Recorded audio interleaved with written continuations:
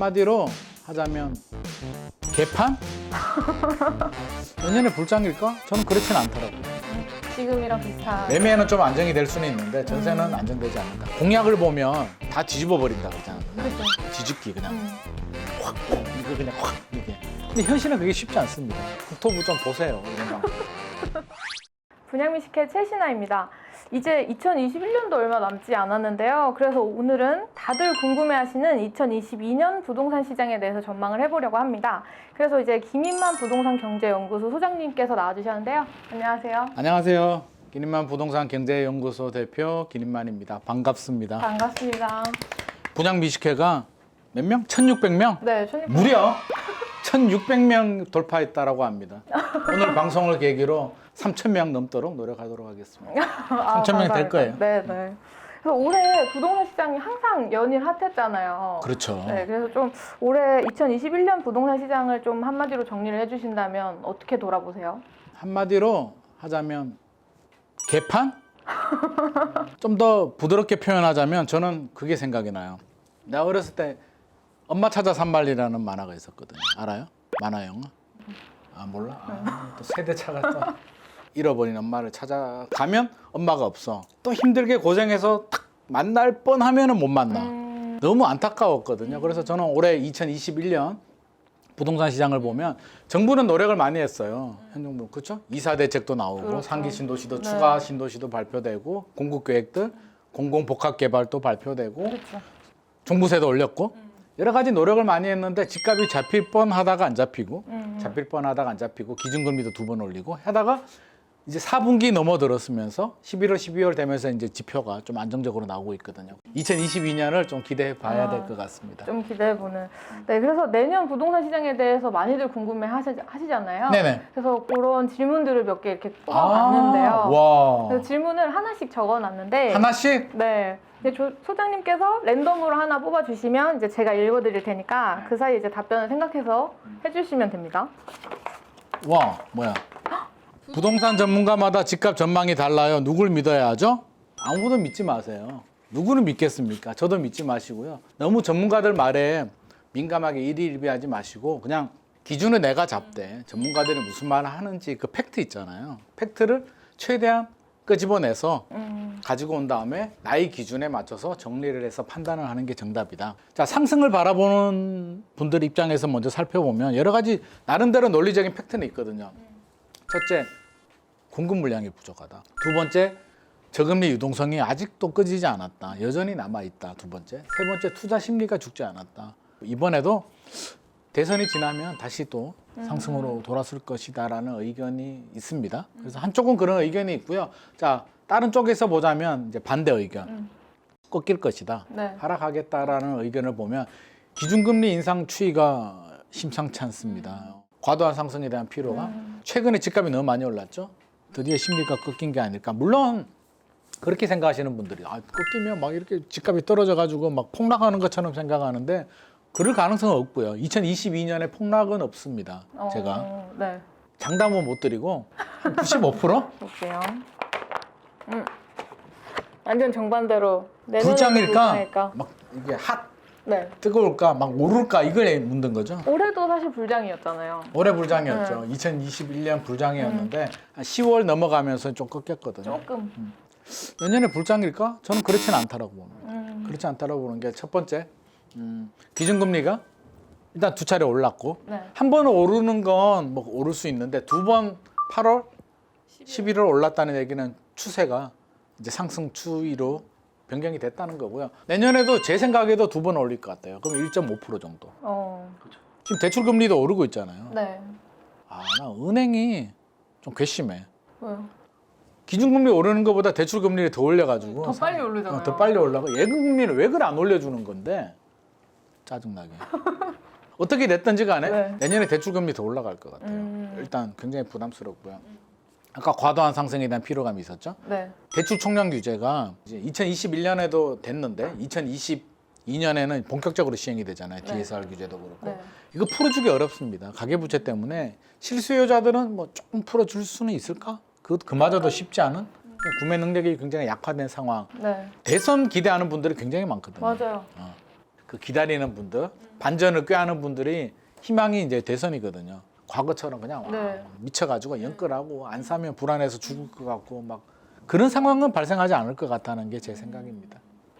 이번에는 빨간색. 마음을 뜨겁게. 이거는 뭐예요? 지금이라도 집 사 마라. 상황에 따라 달라요. 네. 사 마라. 그럼 누가? 내가 지금 수요자가 돈 없잖아. 돈 있어야 사지. 자, 그러면 우리가 구분을 해보자고요. 다주택자, 1주택자, 네. 무주택자 세 개로 나눠서 우리가 생각을 한번 해보자고요. 한 3주택 이상부터 이제 우리가 다주택이라고 본다면 앞서서 봤듯이 저는 장밋빛으로 보고 싶지 않아요. 7년, 8년 상승을 했고 기준금리 와 금리가 떨어질 일이 있을까? 많은 전문가들이 뭐 상승이다 하락이다 의견이 분분하지만 공통점이 하나 있어. 앞으로 3년은요 과거 3년보다는 뜨겁지 않을 것이다라는 데는 모든 사람들이 동의하는 부분이거든요. 근데 직전 3년이 워낙 뜨거웠잖아요. 그렇지 워낙 뜨거웠지. 그 정도 뜨거우면 진짜 이제 안 돼. 진짜 큰일 나. 맞아요. 우리나라가 상당히 안 돼. 진짜. 그래서 그 정도는 아니기 때문에 3주택 이상 되는 다주택자들은 좀 저는 리스크 관리할 필요 있다고 봐요. 1주택자는 이제 팔고 팔라고요? 팔고? 갈아타야지. 아, 제일 위험한 게 뭔지 아세요? 집 하나 있는 사람이 팔고 돈 가지고 무주택으로 버티고 있다가 집값이 떨어지면 사겠다. 계획은 좋잖아. 많이 그렇게 생각하실 것 같은데. 전략은 좋지. 네. 근데 그게 굉장히 실패 확률이 높은 전략이에요. 자동차 보험을 사고가 잘 안 나잖아. 저는 무사고거든요. 저 사고 진짜 안 내거든요. 10년 동안 사고 안 났을 거야. 그래도 나는 보험 들거든. 왜? 언젠가는 사고가 날 수 있으니까. 집 한 채는 보험이거든요. 그렇기 때문에 너무 고민하지 말고 저는 그냥 해라. 그냥 보유해라. 무주택자는 내 집 마련하라. 너무 계산하지 마라. 그냥 필요하면 하셔라. 라는 말씀. 청약도 계속 넣어보고. 고민하지 마라. 근데 단 뭐 30대인데 돈은 없어. 자금도 부족하고 필요도 없어. 네. 근데 그냥 사야 될까? 내 친구 사서 돈 버는데 나도 지금 살까? 이런 분들은 저는 굳이 무리하게 사지는 마라. 막 왜? 패닉 바잉 이런 거는 패닉 바잉은 내년에 하지 더 마라. 아니고. 나중에 특히 젊은 분들은요. 우리 최 기자도 젊지만 기회 많아요. 진짜. 2025년에서 2030년 사이에 좋은 기회가 올 수 있으니까 제발 불안한 마음에 연끌을 하지 말라는 말씀은 꼭 당부드리고 싶습니다. 네. 집값 안정시킬 후보는 윤석열, 이재명 하나 둘 셋. 없습니다. 개구라 뻥입니다. 250만 호가 가능하다고 생각하세요? 서울의 아파트가 몇 개인 줄 아세요? 서울의 아파트를 다 합쳐도 200만 호가 안 되는데 어떻게 임기 내에 250만 호가 공급이 되냐고. 분당 신도시가 10만 호 정도 되거든요. 250만 호면 분당 25개? 그게 말이 돼요? 공약은 그냥 공약으로만 이해를 해주시면 될 것 같고 여당에 이제 이재명 후보, 야당에 윤석열 후보 있는데 지금이야 이제 대선 앞두고 좀 몸을 낮추는 입장이지만 네. 그래서 이재명 후보가 되면 크게 달라질 거 없을 것 같고요. 그럼 윤석열 후보가 되면 엄청난 변화가 있을까? 공약을 보면 다 뒤집어 버린다 그러잖아. 그냥 그죠. 뒤집기 그냥 확 그냥 이거 그냥 확 이게. 근데 현실은 그게 쉽지 않습니다. 집값 안정은 대통령이 시키는 게 아니라 투자 심리, 금리, 입주 물량 여러 가지가 맞물려 떨어지면서 이제 안정이 되는 거지. 종합적으로 뭐 누가 대통령이 돼서 사람들이 많이 착각하는 게 뭐 진보가 되면 규제하고 보수가 되면 규제 푸는 거 다 아니고요. 집값이 오르면 규제하고요. 집값이 내리면 규제를 풉니다. 그래서 내년 2022년은 많이 오르지도 않고 많이 떨어지지도 않을 거기 때문에 급격한 정책 변화는 기대하기 어렵다. 아 이거 심각한 문제인데. 그렇죠. 이거 임대차 시장은 항상 올해도 문제였는데 내년엔 또 전월세 가격 어떨까요? 걱정이야. 진짜. 저는 사실 매매보다 전세를 더 걱정합니다. 그렇죠. 전세가를 더 걱정하는 게 내년 8월 되면 계약갱신 청구권이 끝난 집들이 이제 나오거든요. 네. 세입자들이. 그러면 우리가 전세 가격이 떨어진 적이 언제라고 생각하세요? 전세가 집값 떨어질 때 같이 떨어지지 않았나요? 예전에? 땡. 그 우리가 가지고 있는 지금 고정관념 중에 하나예요. 집값이 떨어졌을 때 전세 가격이 떨어졌다라고 하는데 거짓말입니다. 그런 적은 없었어요. 2010년도, 11년도, 12년도 집값 떨어졌을 때 전세 가격 안 떨어졌고요. 2008년도에 서울 집값이 좀 떨어졌어. 전세 가격도 좀 떨어졌거든요. 그때는 왜 떨어졌냐면 잠실에 엘스 리센츠, 파커리오 뭐 이런 아파트들 있잖아요. 레이크 팰리스, 잠실 주공 1, 2, 3, 4단지 시형 아파트 2만 세대 입주하면서 일시적으로 조정이 된 거지. 항상 전세는 오릅니다. 많이 오르느냐 덜 오르느냐의 문제지 항상 올라요. 최근에 이제 좀 안정된 수치가 보이고 있는데 내년 8월 이후에는 좀 더 불안해질 요소는 있어요. 그래서 집주인이 갱신할 때 집값 안 올려. 그럼 집주인한테 혜택을 주는 거야. 인센티브를 인센티브. 이렇게. 그 내가 얘기하던 건데 오늘 정부가 발표했더라고. 근데 이제 인센티브가 약해. 지금 정부가 하는 건 실거주 요건 있잖아요. 네. 실거주 요건은 1년을 인정해 주겠다. 안 올리면. 그럼 1년 부족한 사람들만 안 올릴 거란 말이에요. 굉장히 좀 제한적이죠. 그러네요. 그러니까 이왕 해주는 거 좀 화끈하게 해주지. 그 너무 생색을 내고 조금 아우 그렇네. 짜. 돈을 그렇게 걷어가 놓고.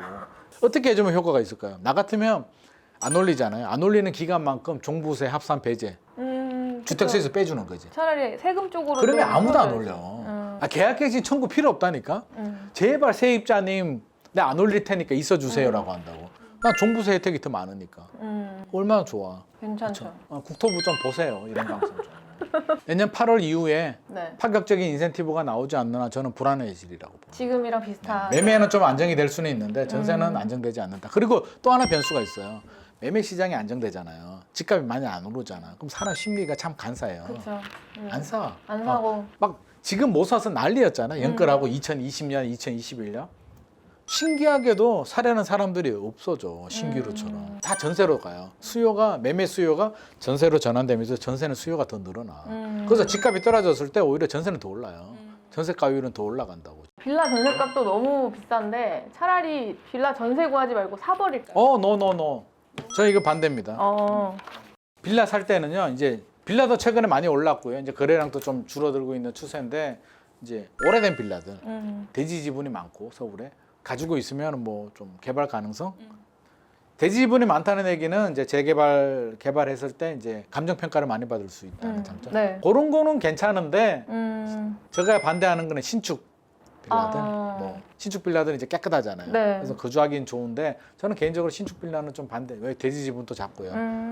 아파트하고 좀 달라요. 이게 뭐라 그럴까? 진입 장벽도 낮아서 빌라 같은 경우는 공급도 금방금방 늘어. 왜 단독 주택 하나 사서 지어버리면 되니까. 그리고 아파트는 10년이 지나도 새 아파트잖아요. 빌라는 한 3년 지나면 신축 빌라란 말 잘 안 쓰거든요. 노후도도 좀 맞아요. 빠르고. 네. 또 전세 들어가면 사기 같은 것도 좀 많고. 그래서 빌라는 저는 월세 들어가는 거 그냥 임대로 웬만하면. 가되 전세는 좀 하지 마시고요.